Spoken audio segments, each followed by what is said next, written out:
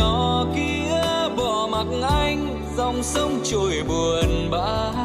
Có phải em vội quên đi tất cả, ngày sông thuyền thủy chung một bên đò. Em biết chăng ngoài khơi xa bao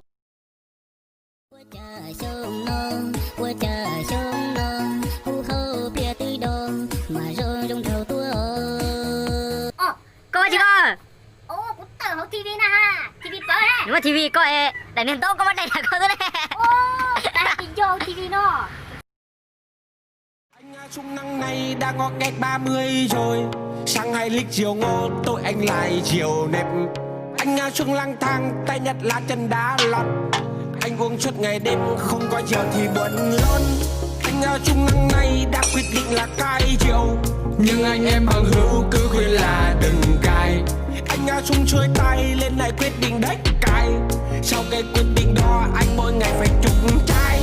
Ở bàn anh ai cũng thích uống rượu, cứ hết tiền để mua thì lại đi uống chiều.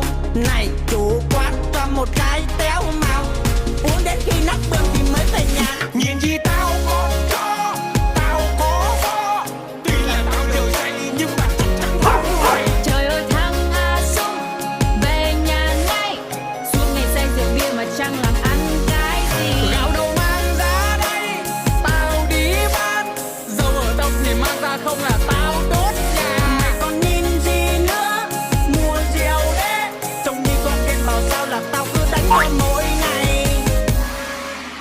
Xin chào cán bộ tới chơi sẵn có lít rượu mời hai người ngồi. Chúng tôi đến để tuyên truyền rượu trẻ có hại được rồi bỏ đi. Cán bộ đi xa lặn lội làm vài chén có vội gì đâu. Chẳng qua cán bộ không thích chứ một khi nhích 170-8 chai nhỉ. Ôi trời ơi, say lắm rồi, cán bộ đến cũng say hết rồi.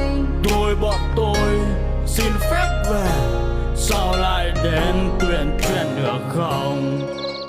Đừng là anh phải đau nữa, đừng bắt tim anh ngừng đập, đừng để nước mắt anh tuôn rơi không còn cảm giác. Đâu dễ tìm được một người hy sinh tất cả vì em.